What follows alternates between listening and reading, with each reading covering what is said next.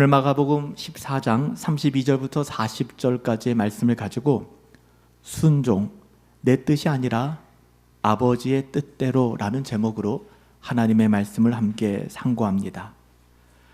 오늘은 부활주의를 앞둔 한 주간, 고난주간의 시작인 종려주일입니다. 왜 종려주일인지는 아시죠? 종려나무 가지를 흔들면서 예수님을 환영하고 맞이한 그날이기 때문에 종려, 팜스 선데이라고 이야기를 합니다. 예수님께서 예루살렘에 입성하셨습니다. 누군가가 생각하는 정치적인 왕이 아니라 십자가를 지시기 위하여, 우리를 위하여 죽기 위하여 예루살렘으로 입성하셨습니다. 많은 무리들이 호산나를 외치며 종려나무 가지를 흔들며 그들의 옷을 벗어 깔고 예수님을 열렬히 환영했습니다.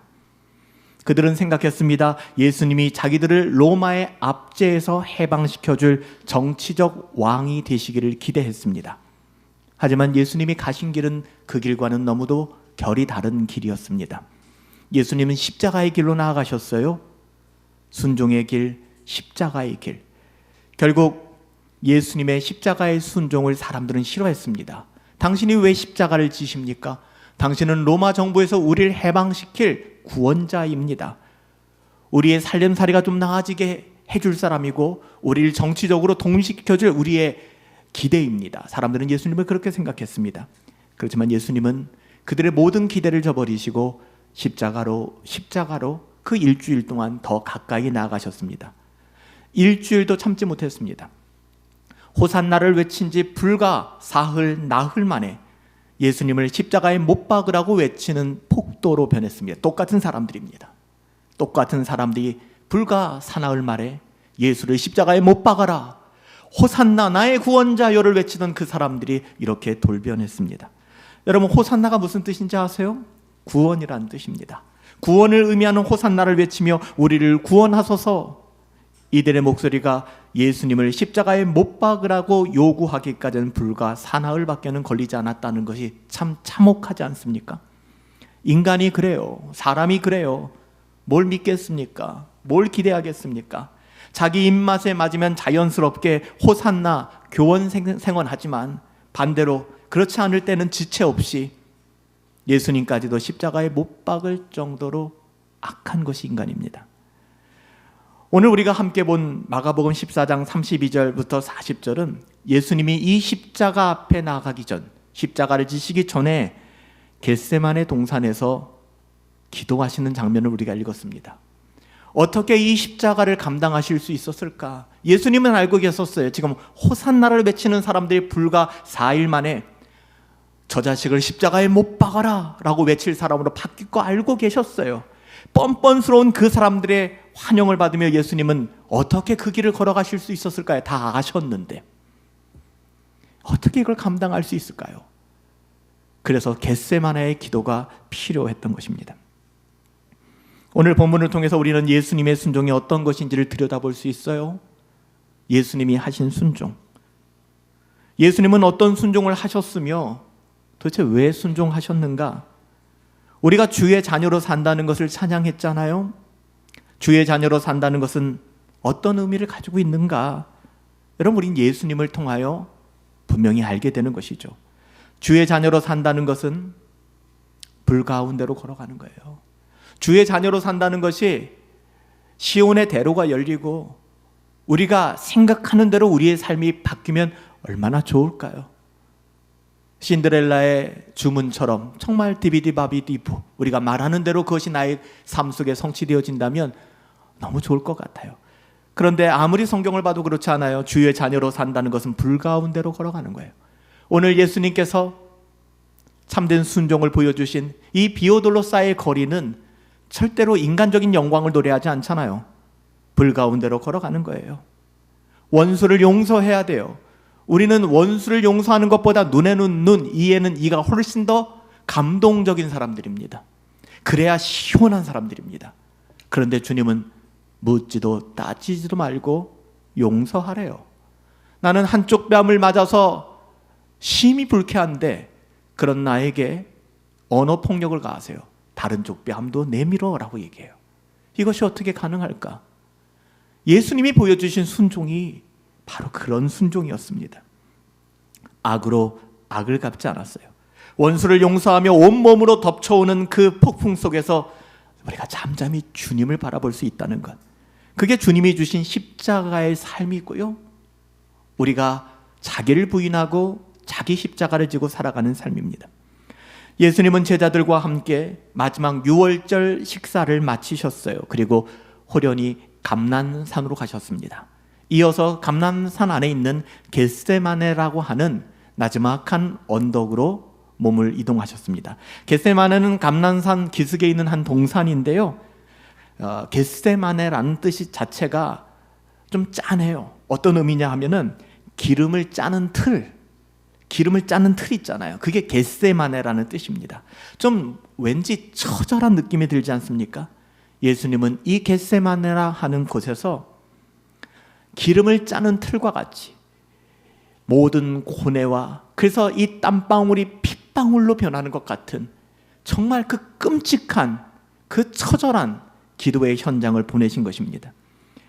이곳에서 예수님께서는 체포되시기 전 마지막 기도를 하시며 다가올 십자가의 고난, 여러분 이 고난과 능욕을 어떻게 감당하실 수 있었을까요? 예수님도 기도하셨습니다. 그런데 우리는 기도하지 않으면서 우리 안에 있는 환경과 상황을 불평하고 원망한다면 주의 자녀의 기쁨이 어디 있겠습니까? 예수님은 체포되시기 전 마지막 기도를 하시며 곧 다가올 십자가의 고난을 앞두고 깊은 슬픔과 불안함 속에, 예수님은 사람이셨습니다. 하나님이시지만 그분은 사람이셨어요. 우리가 느끼는 똑같은 슬픔과 불안을 가지고 우리와 다른 점은 불평하고 원망하고 부정적인 생각에 매몰되는 것이 아니라 아버지께, 성부 하나님께 나아가 간절히 기도했습니다. 겟세마네의 고뇌, 예수님의 기도, 십자가의 순종은 그렇게 쉬운 길이 아니에요. 십자가는 우리에게 주님이 요구하십니다. 너를 부인하고 십자가를 따라야 돼. 녹록지 않아요. 예수님도 정말 기름을 짜는 것 같은 겟세마네에서 그의 육신을 짜내어가며 영혼의 상을 가지고 하나님께 기도했습니다. 우리가 자연스럽게 예수 믿으면 십자가 지고 주님 따를 수 있어 라고 생각한다면 그건 착각입니다. 우리는 그런 존재가 못 돼요. 주의 은혜를 구하며 의지적으로 결단을 반복하지 않으면 피나는 경건을 훈련하고 겟세마네에서 하나님이신 예수님께서 기름을 짜는 것 같이 온몸을 짜내며 기도하셨다는 겁니다. 여러분 어떠세요? 여러분 우린 그런 경건이 없다면, 그런 훈련이 없다면, 제자들과 같이 졸고 자고 핑계하고 원망한다면 우리 역시 순식간에 성난 폭도로 변화되어 호산나를 외치던 사람들이 저 예수를 십자가에 못 박아라, 우리가 그렇게 바뀌게 될 것입니다. 겟세마네에서 기도하시던 예수님의 모습에도 이런 인간적인 처절함이 구체적으로 표현되고 있잖아요. 오늘 본문에 보니까 심히 놀라시며 슬퍼하사, 예수님이요, 내 마음이 심히 고민하여 죽게 되었단다, 예수님이요. 예수님이 하신 말씀이에요. 여기서 심히 놀라다라는 헬라어 원어를 보면 엑삼베오마이라는 말을 쓰고 있는데요, 이 엑삼베오마이라는 뜻은 두려움과 충격으로 정신이 아득히 떨어지는 상태, 극적인 불안한 상태를 이야기, 그걸 예수님한테 지금 표현하고 있다는 거예요. 하나님이신 예수님께. 예수님 우리와 다르지 않으셨어요. 똑같은 인간의 몸을 입고 이 땅 가운데 오셨어요. 성경은 우리의 이해를 돕기 위하여 이런 엑삼모마이라는 이 단어를 가져와서 쓰고 있는 것입니다. 예수님이 어떤 상태였는가를 우리에게 보여주는 거예요. 예수님은 하나님이시니까 뭐 적당히 그랬나 보죠. 십자가 뭐 그렇게 지셨겠죠가 아니라는 겁니다. 그렇지 않아요. 예수님께서도 십자가 앞에서 마치 죽을 것 같은 감정으로 고뇌하셨습니다. 왜 그랬을까요? 곧 짊어지게 될 그 십자가, 그 십자가의 고통, 육체적 고통만은 아니었습니다. 죄 없으신 예수님께, 예수님 죄가 없잖아요. 죄 없으신 예수님께 우리의 모든 죄가 아사셀 양과 같은 예수 그리스도, 어린 양 되신 예수 그리스도께 쏟아지는 것입니다. 예수님이 십자가에서 흘린 눈물은 육체의 고통이 아니었습니다. 죄 없으신 그분에게 우리의 죄, 우리의 죄덩어리가 예수님께 씌워진 것입니다. 그 순간 성자 하나님이 성부 하나님으로 아주 잠깐이지만 분리되었습니다. 이 세상이 어두워졌어요. 엘로이 엘로이 라마 사박다니, 나의 하나님 성부 하나님께 어찌하여 나를 버리셨나이까. 예수님의 죄가 아니에요. 저와 여러분들의 죄 때문에. 이로 인하여 하나님 아버지와의 단절, 그래서 성부 하나님은 시선을 거두었어요. 복음서를 보면 하나님이 시선을 거두시니 온 세상에 예수 그리스도의 십자가 아래 어두움이 임하였습니다. 십자가의 무거움은 육체의 고통과는 비교할 수 없는 온 세상 죄를 지고 가신 저주였기 때문에 성부, 성자, 성령 하나님, 우리가 삼위일체 하나님을 배우면서 성부, 성자, 성령 하나님의 그 아름다운 사랑의 연합과 하모니를 박살내는, 훼손시키는 죄입니다. 성자 하나님이 그것을 감내하셨어요. 그래서 죄가 끔찍한 것이고 죄의 대가는 사망이에요. 죽어야 돼요. 예수님이 십자가에서 죽으신 거예요. 예수님은 우리의 죄의 문제를 대신 감당하시기 위하여 그 십자가를 택하셨어요. 그리고 그 십자가에 순종하기에 앞서, 우리가 하나님의 뜻에 순종하기에 앞서 가져야 되는 태도 똑같습니다. 예수님 그 십자가에 순종하기에 앞서 처절하게 겟세마네에서 기름을 짜내듯 기도하고 있는 것입니다. 기도 없이는 이 길이 불가능하기에, 기도 없이는 어떻게 호산나를 외치는 사람들을 가만히 둘 수 있겠습니까? 저 사람 곧 4일 만에 나를 십자가에 못 박을 사람들인데, 안 그렇겠어요? 어떻게 예수님이 이걸 감내해낼 수 있을까? 기도하셨어요. 예수님은 기도하시며 성부 하나님께 아빠라고 이야기합니다. 아바, 우리나라 말하고 비슷하죠. 아바, 아람어입니다. 아빠라는 호칭은요, 인격적으로 굉장히 친밀한 호칭입니다. 나이가 들면 이제는 아빠라고 부르기보다는 아버지라고 많이 부릅니다. 그렇지만 이 아빠라는 말은 이제 서너 살 된 아이들이 전적으로 부모를 사랑하고 존경하고 떨어질 수 없는 그 아빠를 부르는 목소리입니다. 아빠, 아빠. 유대인들은 어린 아이들이 이 친밀한 가운데 아바, 아빠. 근데 예수님께서 지금 십자가에서 다 큰 성인이 그 치욕적인 십자가에서 죽으면서 그 아바, 그리고 기도하시며 아바, 아바를 부르고 있는 것입니다. 예수님께서 기도하시며 성부 하나님을 아바라고 부른 것은 성자 하나님과 성부 하나님의 그 깊은 사랑과 신뢰, 예수님이 좀 급이 낮으니까 성자라고 하니까 성부 하나님이 시켜서 십자가를 졌나 보다, 어지간히 지기 싫었나 보다가 아닙니다. 구원을 계획하신 성부 하나님, 그 계획을 성취하시기 위하여 이 땅 가운데 오신 성자 예수 그리스도, 그리고 그 예수 그리스도의 죽으심을 우리 가운데 적용시켜 주시고 믿게 하시는 성령 하나님, 구원은 성부, 성자, 성령 하나님의 전인격적인 사역이셨잖아요. 예수님은 십자가를 지기를 원하셨습니다. 그리고 하나님과의 친밀한 관계 속에 있었어요.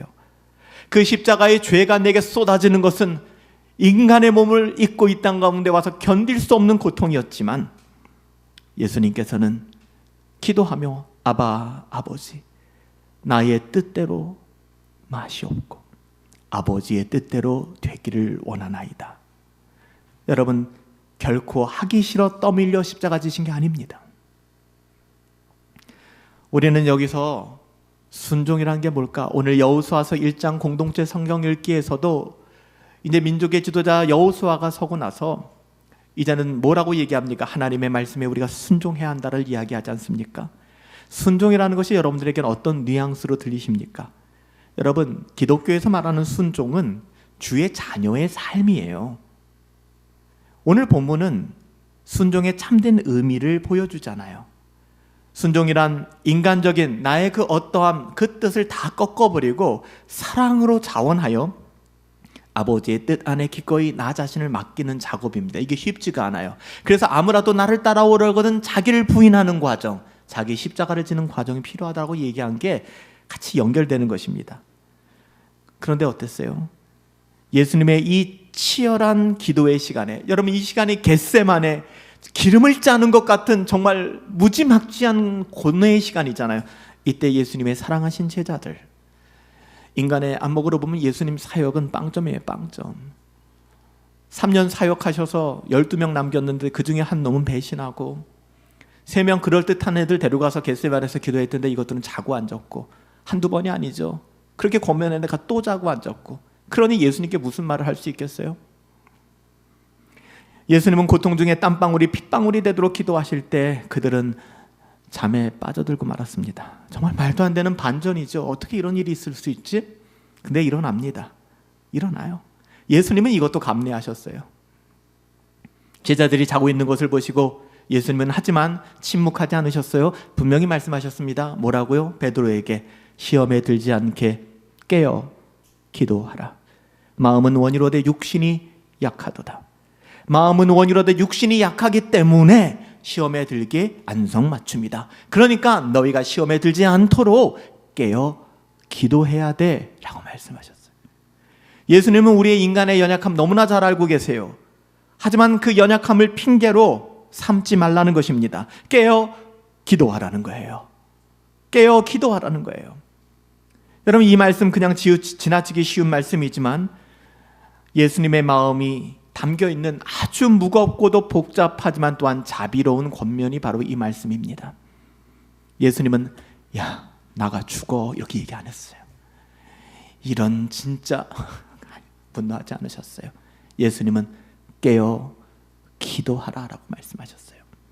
예수님은 지금 땀이 피가 되기까지 기도하시는 자리에서 십자가의 죽음을 앞두고 계셨습니다. 제자들이 그 고통의 시간에 함께 깨어 있어 주기를 누구보다도 원하셨어요. 우리 주님이. 그런데 어땠어요? 졸고 있었어요. 자고 있었어요. 그래서 시험에 들어 들지 않게 깨어 기도하라고 말씀하시며 육신은 원이로되 너희 참 연약하구나라고 말씀하셨어요. 그런데 여기서 우리가 조심해야 될 게 있죠. 뭘 조심해야 될까요? 이 말씀을 듣고서 아하, 난 육신이 연약하니까 그래 나는 어떻게 완벽할 수 없어. 어쩔 수 없지 뭐. 나의 불순종과 나의 불경건함을 정당화하는 근거로 삼으시면 안 돼요. 그럴 수 없는 거예요. 마음으로는 간절히 원하지만요, 내 육신이 워낙 연약해서요, 이건 아니에요. 그럴 수 없는 겁니다. 이 말씀은 우리의 연약함을 이해하신다라는 위로가 됩니다. 하지만 그 연약함을 방치하지 말라고 경고하는 데 방점이 찍히는 거예요. 너희 연약하잖아. 그러니까 너희는 시험에 들 수밖에 없어. 그래서 너희는 시험에 들지 않기 위해서 해야 되는 게 뭔지 알아? 기도해야 해 라고 말씀하시는 거예요. 예수님은 지금 내가 연약하니까 그래 됐다 그만하면 됐어 가서 자 라고 말씀하신 게 아닌 거예요. 너희가 연약하기 때문에 상황 파악되지? 그렇게 얘기하는 거예요. 너희 상황 파악되지? 너희의 선생 예수 내가 이렇게 겟세마네에서 짜는 기름통과 같이 처절히 기도하고 있는데 너희는 어떻게 잠에 들 수 있니? 너희는 연약하기 때문에 시험에 들지 않도록 더 깨어 기도해야 돼 라고 말씀하신 거예요. 우리의 연약함을 안다면 더욱 경건을 추구하고 경건을 추구하는 삶의 우선순위가 되며 그것이 익숙해지도록. 우리는 경건이 익숙하지 않아요. 우리는 용서가 익숙하지 않습니다. 용서가 얼마나 처절한지 아십니까 여러분들?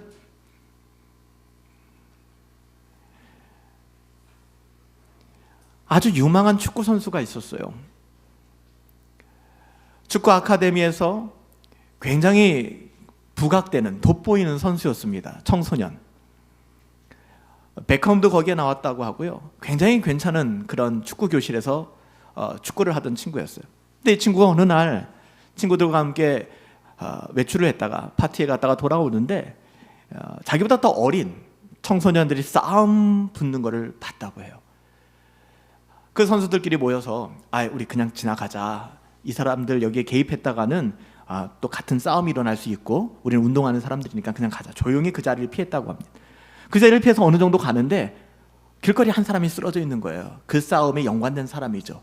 피를 흘리면서 아주 힘들게. 그래서 다른 2명의 친구는 경찰에 연락을 하고 조치를 취하러 가고 이 친구가 남아서 이 쓰러져 있는 이 한 사람을 이제 부축하고 이제 도와주기 시작했습니다.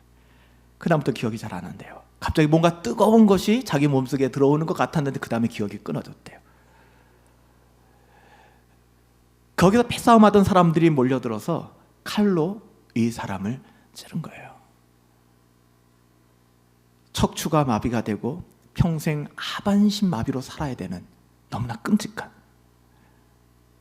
그렇게 본인은 병원에서 퇴원해서 평생을 하반신 마비로 살아야 되는데 그 싸움에 붙었던 사람들은 불과 4, 5년 만에 형기를 말소하고 나오게 되는, 하나님 이거 뭡니까? 하나님 어떻게 정의로울 수 있습니까? 이거 어떻게 정의라고 할 수 있습니까? 난 평생 장애인으로 살아가야 되는데 어떻게 나에게 칼을 겨눈 사람은 저렇게 4년 만에 나와서 자기 일상을 영위할 수 있겠습니까? 용서라고 하는 것이 여러분 안 돼요. 쉽지 않아요. 근데 제가 이 이야기를 왜 말씀드리는지 알겠죠? 나중엔 이 사람이 용서를 하게 됐어요. 그 사람을. 용서라고 하는 것은 그 사람을 위해서 하는 것이 아닙니다. 나를 위해서 하는 거예요. 신앙의 인물은 아니지만 공자가 그런 얘기를 했습니다. 용서하지 않고 분노하고 원망하는 것은 무덤 2개를 파는 것과 같다. 그 사람을 죽이고 나를 죽이는 거다. 용서하지 못하는 건 나를 죽이는 거예요. 나중에 이 부분에 대한 모든 문제를 다 해결을 했어요. 이 친구가 평생 물론 장애인으로 삽니다. 불가운데로 지납니다. 그런데 마음속에 하나님이 그런 마음을 주시더래요. 그래도 나는 이렇게 살고 있는 것이 얼마나 감사한지 몰라. 나를 찌른 범죄자처럼 사는 것도 아니고, 그래도 좋은 아내를 만나 결혼도 했고 아이도 낳고, 그리고 하반신을 쓸 수 없어서 손으로 운전하는 그런 시스템이 있대요. 손으로 운전을 하면서 택시기사 직업을 가지고 있고, 그래 나는 이 정도면 잘 살고 있는 거야. 그런 마음을 가지고 살고 있었대. 근데 어느 날 친동생이 그런 연락을 해왔대요. 형 그 사람 죽었대. 형 칼로 찌른 그 사람 죽었대. 근데 그의 마음속에 잘 죽었다, 드디어 내가 이 모든 원한이 해소됐구나가 아니라 자기엔 감정이 1도 없더래요. 이미 그를 용서했기 때문에. 오히려 그의 삶에, 그 범죄자의 삶에 남겨진 그 가정들, 그리고 그와 연결된 사람들의 마음을 향해서 그냥 안타까운 마음을 가지게 된다는 거예요. 여러분, 이게 그냥 지나가는 이야기 같지만 여러분, 이것이 우리의 삶 속에 일상에 주어진다 그러면 여러분 자연스럽게 용서라는 것이 되겠습니까? 제가 굉장히 간단하게 얘기했잖아요. 그렇지만 그의 평생에 얼마나 지독한 씨름이 있겠습니까? 분노가 있고. 또 다른 케이스도 있어요. 어느 날 연락이 왔답니다. 아버지가 괴한의 총기에 맞아 즉사했다는 거예요. 그리고 거기서 끝나지 않고 자기의 여동생까지도 쏴서 아버지와 여동생을 잃었어요. 이 아들은 마음속에 분노가 있었죠. 비행기를 타고 현장으로 왔어요. 시신이 너무 심각하게 훼손되어서 그 악취가 자기 머릿속에서 떠나진 않았다고 해요. 이 아들의 직업은 하사관이었습니다. 전문적으로 총을 다룰 수 있는 사람이고 총기를 쓸 수 있는 사람이에요. 마음의 결정을 내렸다고 합니다. 내가 죽여야 돼. 이 사람을 죽여야 내 마음이 편안해질 수 있겠다. 분노에 사로잡혔죠. 물론 이 사람이 그 사람을 죽이진 않았습니다. 그런데요, 불과 아버지와 여동생이 죽은 지 3, 4년 만에, 제가 정확히 기억 못해요. 3, 4년 만에 이 사람도 죽고 말았습니다. 근데 왜 죽었을 것 같아요? 용서 못한 그 마음의 분노가 결국엔 자기 자신을 죽인 거예요. 자살하게 된 겁니다. 자괴감에 빠져서. 그만큼 이게 쉽지 않은 거예요. 누군가를 용서하고, 여러분, 우리는 너무나도 쉽게 기독교에서 말하는 용서 안 돼요. 그 용서가 가능하기 위해서는 겟세마네가 필요한 겁니다. 근데 겟세마네 없이 우리는 용서하려고 해요. 정말 위험합니다. 어떻게 겟세마네 없이 우리가 용서할 수 있겠습니까? 못해요. 불가능합니다. 예수님이 십자가의 순종을 감당할 수 있었던 것은 바로 겟세마네 때문이었어요. 기도했습니다. 기도해야 되는 것 알고 있고, 말씀 묵상해야 되는 것 알고 있고, 용서해야 된다는 것 알고, 사랑해야 된다는 것 알고, 다 알잖아요. 마음으로는 뭐든 못해요. 마음으로는 다 하죠. 하지만 마음만 있고 순종하며 행동하지 않고 드러나지 않는 것, 결국 이것은 우리를 시험에 들게 만들 것입니다. 사실 우리가 순종하지 못하는 이유는 거기 마음이 없어서 그래요. 마음이 있다고 얘기하지만 마음이 없는 겁니다. 그러니까 순종하지 않아요. 순종이 폭력처럼 느껴지는 거죠. 나한테 순종을 강요하지 마세요. 예수님의 순종과는 전혀 결이 다른 것이죠. 그래서 우리는 미루어요. 다음에 용서할게요. 다음에 갚을게요. 핑계댑니다. 게을러집니다. 마음이 없기 때문에. 끊임없이 이런 상황을 합리화합니다. 우리가 얼마나 피곤한지 아세요? 그래서 좋을 수밖에 없어요. 예수님께 그렇게 이야기했을 거예요. 제자들도. 우리가 사역을 감당하느라고 너무 피곤했어요. 경건을 추구하지 않고 그 결과 마음이 느슨해지고 세상의 가치관을 따라 살아가게 됩니다. 그가 결정하고 선택하는 것이 예수님을 닮아가는 것이 아니라 세상의 가치를 따라가기 시작합니다. 그러놓고 얘기하는 거예요. 하나님, 제 마음은 그렇지 않아요. 육신이 약해서 그래요. 거짓말. 육신이 약한 게 아니라 마음이 없는 거예요. 마음이 무뎌진 거예요. 이렇게 회피하며 살게 되는 것이죠. 겟세마네가 없으니. 주님은 이런 우리의 위선을 모를까요? 여러분 잘 속였다고 생각하시죠? 아니에요. 여러분 빼놓고 다 알아요. 하나님 알고 계세요. 저 녀석이 날 속이고 있다는 사실. 그럼에도 불구하고 하나님은 우리를 사랑하세요. 그런 우리를 사랑하세요. 우리 같으면 뻔뻔한 놈, 눈에 넣는 이에는 이긴 넌 안 돼. 어떻게 저런 놈을 나보고 용서하라고 해요? 라고 흥분할 텐데 그런 놈인 우리를 예수님은 사랑하셨어요. 예수님은 겟세마네에서 우리를 위하여 십자가를 지시기 위하여 기도하셨습니다. 십자가가 두려웠어요. 그래서 기꺼이 기도하시며 하나님 내 뜻이 아니라 아버지의 뜻대로 하옵소서라고 기도했던 것이죠. 여러분 오늘 종료주일이에요. 우리가 해야 되는 일은 너무 분명합니다. 겟세마네를 회복하세요. 누구에게 보이기 위한 게 아니에요. 깨어 기도하세요. 마음뿐 아니라 몸으로 하나님께 순종하세요. 쉽지 않아요. 우리는 죄의 중력에 이끌릴 수밖에 없는 존재이기 때문에 거스르기가 쉽지 않아요. 여러분 우리의 연약한 거 주님도 아세요. 그래서 말씀하신 거예요. 우리의 연약함 아신다고요. 주님이. 그래서 말씀하셨잖아요. 기도하라고. 우리의 연약함을 아시니까 하는 말씀이에요. 기도하라고. 경건을 추구하라고. 육신이 약하다는 이유로 하나님 앞에서 변명하고 사는 게 정신없다고 합리화하고 있지는 않습니까? 그래서 기도해야 되는 거예요. 바쁘니까, 정신없으니까, 죽을 만큼 힘드니까 그래서 기도해야 되는 거예요. 예수님께서는 이렇게 고통스러운 길을 끝까지 순종으로 걸어가셨어요. 그래서 히브리서 기자는 그가 아들이시면서도 받으신 고난으로 순종을 배워 온전하게 되었다. 자기에게 순종하는 모든 자에게 영원한 구원의 근거가 되셨다. 히브리서 5장 8절부터 9절 말씀이에요. 여러분 예수님의 순종은 단순한 모범이 아니라 우리의 구원의 결정적인 근거가 되었잖아요. 그리고 이제 우리도 그 은혜를 받은 자로서 여러분 그 순종의 길을 걸어가고 있는 거 아닙니까? 그렇잖아요. 우리에게 완벽한 순종을 기대할 수 없습니다. 우린 그런 능력이 없으니까. 그래도 우리가 할 수 있는 건 깨어서 기도하는 거예요. 그 말씀드리잖아요. 경건을 추구하시라고. 바로 그 이야기예요. 내 뜻을 내려놓고 그만 말하고 하나님의 뜻 구하는 거예요. 우린 너무 말을 많이 해요. 그만 말하고 하나님 뜻을 구하는 거예요. 주님께서도 제자들에게 그걸 원하셨어요. 맨날 만나면 내가 예수님 우편, 내가 예수님 뭐 이런 얘기, 누가 수제자냐, 누가 이런 논쟁. 예수님 아무 관심 없었어요. 우리의 기준과 감정, 세상의 방식이 아니라 오직 말씀 앞에 무릎 꿇는 태도, 여러분 그겁니다. 그것이 참된 순종이에요. 순종은요, 다시 한번요, 억지로 하는 거 아닙니다. 억지로 끌려가듯 하는 것 순종 아닙니다. 참된 순종은 하나님을 신뢰할 때 하나님의 뜻이 선하고 완전하다는 것을 맛보아 알게 되었을 때 너무나도 자연스럽게 흘러나오는 것, 여러분 그것이 바로 하나님의 자녀, 주의 자녀된 자들의 삶이에요. 오늘 예수님의 기도는 단순히 말로 하는 기도가 아니었지 않습니까? 다음 주간에 우리가 사랑하는 지인들, 또 우리가 기도하며 가족들 청하겠다라고, 여러분 가장 중요한 게 뭔지 아시죠? 겟세마네가 있었는가를 생각하세요. 이 사람 또 나온다고 했다 또 안 나와, 이런 말 하지 마시고요. 나에게 겟세마네가 있었나? 내가 한 영혼을 놓고 그렇게 기도해 본 적이 있나? 나에게는 그런 기도가 있었는가? 성경이 우리에게 그런 이해를 돕기 위하여 오늘 예수님의 모습을 보여주잖아요. 피가 땀처럼 흘러내릴 만큼 그 고뇌, 겟세마네, 그 기름 짜는 틀 같은 그 고뇌 속에서 기도해 보셨어요?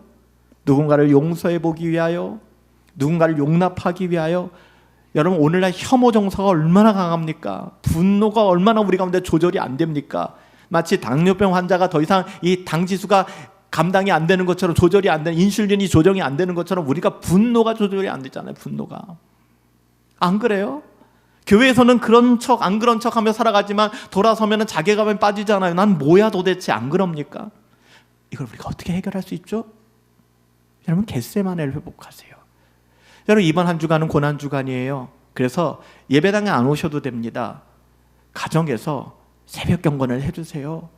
고난주간을 맞아서 새벽 경건의 메시지를 준비해서 여러분들에게 들려드릴 겁니다. 여러분이 일어나는 그 자리가 겟세마네 언덕이 되세요. 하루 24시간을 시작하기 전에 치열하게 기도해 보세요. 치열하게 싸워 보세요. 근데 싸우지도 않고 기도해 보지도 않고 아침에 일어나서 분주하게 자신의 어떠한 루틴을 따라 그냥 일상을 살아간다면 우리가 어떻게 하나님의 자녀다움을 누릴 수 있겠습니까? 불가능하잖아요. 여러분, 어때요? 정말 우리는 어떻게 살아가고 있는지. 종료주일에 지금도 여전히 내 뜻대로 애쓰고 있진 않는지. 인생에 여러분 단 한 번이라도, 많이도 아니에요, 인생에 단 한 번이라도 겟세마네 예수님처럼 그렇게 처절하게 하나님 앞에 기도해 보신 적이 있습니까? 그것도 내가 원하는 그 뜻을 이루기 위한 것이 아니라 아버지의 뜻을 이루기 위해. 나 좋은 대학 가게 해주세요. 좋은 직장 가게 해주세요. 이 사람 만나서 결혼하게 해주세요. 이런 거 말고 내가 정말 하고 싶지 않은 거, 내가 이 잔을 내게서 옮기시옵소서 할 만한 그 일을 가지고 여러분 처절하게 기도해 보신 경험이 있나요? 기도한 적이 없으니 아무 일도 일어나지가 않는 겁니다. 예수님의 순종을 기억하시며 우리도 주님 따라갑시다. 나의 십자가를 지고 내 뜻이 아니라 아버지의 뜻을 구하며 살아갑시다. 그저 말로만 주님 뜻대로 살기로 했습니다. 주님 뜻대로 하지 말고 진심으로 그 뜻을 신뢰하며 따르기를 소망합니다. 오늘 종료주일 예수님의 순종, 예수님의 그 순종을 기억하며 우리도 다시금 기도의 자리를 회복할 수 있었으면 좋겠어요. 경건의 자리, 겟세마네의 자리, 그리고 순간순간마다 그 겟세마네의 현장에서 이렇게 기도합시다. 아바, 아버지, 내 뜻이 아니라 아버지의 뜻대로 되기를 원하나이다.